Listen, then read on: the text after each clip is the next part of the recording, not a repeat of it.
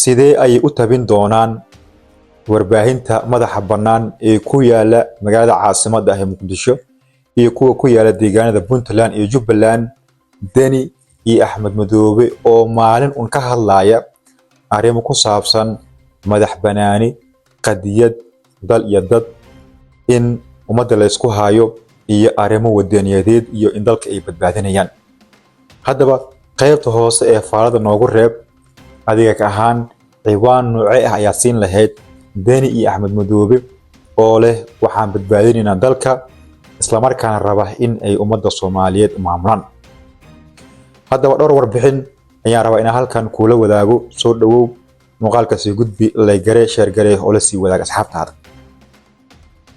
Haddaba dowladda federaalka ee Soomaaliya waxay si cad u sheegtay in waddanka ay ka saartay Imaaraadka heshiisyadii ay la gashay ee dhinaca militariga iyo heshiis kasta oo ay ku joogeen deegaanada Puntland, deegaanada la yiraahdo Jubbaland iyo sidoo kale Somaliland in guud ahaanba la tirtiray amarna lagu siiyay in halkaasi ay isaga baxaan.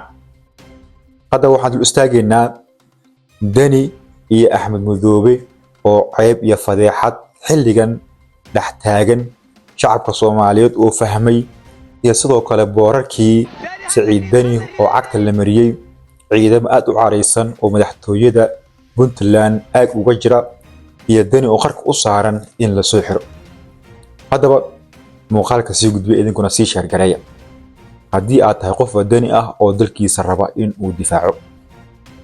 Haddaba amarkii dowladda ay soo saartay kadib waxa uu Deni isaga oo jeesjeesaya deegaanada Puntland u aaminsan in dal madax bannaan uu yahay oo kale yiray Imaaraad waddanka ay sii joogayaan dowladana kama saari karto.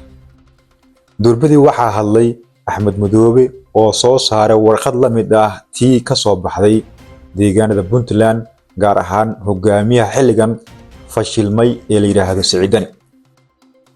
Haddaba labadaas warqad markay ay soo baxeen waxaa aad loo hadalhayay oo la sheegayay sidee Axmed Madoobe iyo Deni warbaahinta madaxa bannaan ee caasimadda Muqdisho ku yaala iyo kuwa deegaanadaasi ku yaala u tabin doonaan maalin aan dheereen lana arki doono Axmed Madoobe iyo Deni oo fagaara ka hadlaya sharar ka hadlaya sheegayana in dalka ay badbaadinayaan. Haddaba su'aasha waxay tahay haddii hadda dalka ay badbaadin waayeen amarkii dowladda dhaxan ay isku dayeen in ay diidaan laakiin dowladda ay ku adkeysatay in waddanka ay ka baxayaan Imaaraadka fashil iyo ceeb ay kala kulmeen miyay waddanka ka difaacayaan Xasan Sheikh oo muwaadin Soomaaliyeed ah iyo sidoo kale siyaasiyiinta kale ee Soomaaliyeed. Axmed Madoobe iyo Denina ma u sheegi karaan shacabka Soomaaliyeed inay yihiin wadaniyiin dalkooda iyo dadkooda difaacaya mudanna inay xil qabtaan. Su'aasha kale waxay tahay adiga Deni iyo Axmed Madoobe haddii codkaada xor aad u tahay oo aad doorasho ka qayb galayso ma dooran lahayd oo dalka ma ku aamin lahayd labadaasi. qaybta faalada ee hoose ayaad uga soo dhiiban kartaa aragtidaada. Haddaba Deni iyo qoraalkiisa iyo Axmed Madoobe marka laga soo tago dowladda way ku adkaysatay mowqifkeeda shacabkan waxay leeyihiin Deni iyo Axmed Madoobe danahooda gaarka ah ayay Imaaraad ku difaacayaan balse kuma difaacayaan qadiyad dal iyo dad intaba. Haddaba maxaadan ogeyn oo ka jira deegaanada Puntland gaar ahaan magaalada Garowe wararkii ugu dambeeyay ayaan rabaa nuxurkiisa inaan ku siiyo.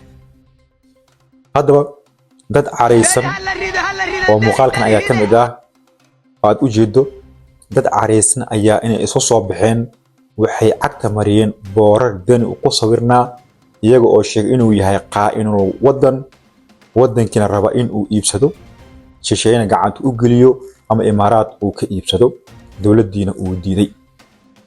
Hadda waxay sheegeen in amarka dowladda muqaddas uu yahay Denina gacanta lagu soo dhigi doono xilligan ciidamo ay ku heeraarsan yihiin madaxtooyada Puntland isla markaana laga cabsi qabo in xaalad halis ah ay gasho deegaanada maamulka Puntland.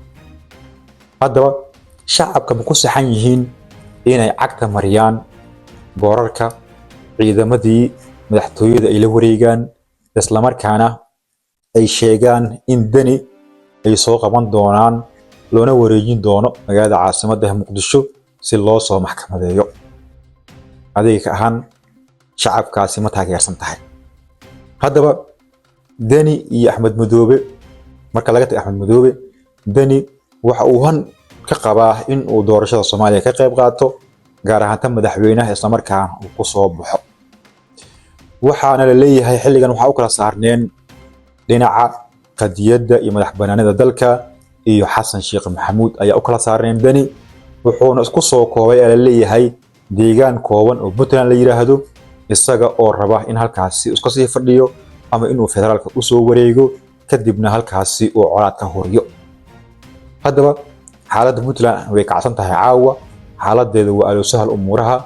wararkii ugu dambeeyay waxay sheegayaan in ciidamada qaarkood mushaaraadka laga jartay, xaalad kala duwan oo nolosha aan ay ka jirto, Danina uusan kala jecleen dadka shacabka ah sida ay sheegeen ila loo qaateen ah oo aan warkan ka soo xiganay, sida ay dadkaasi inoo sheegeen. haddaba Dani lama oga sida uu ceebtan xilligan uu dhex jabaaxayo isaga mari doono, inkastoo dadka shacabka ah ee siyaasiyiinta ay ku kala yeeleen warkan iyo mowqif uu qaatay, laakiin ay tilmaameen in iyaga ay bari ka yihiin banaankana ay ka joogaan.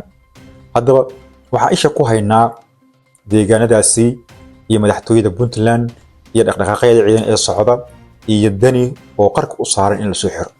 hadda waxaa noqon doontaan qof ugu horeeya.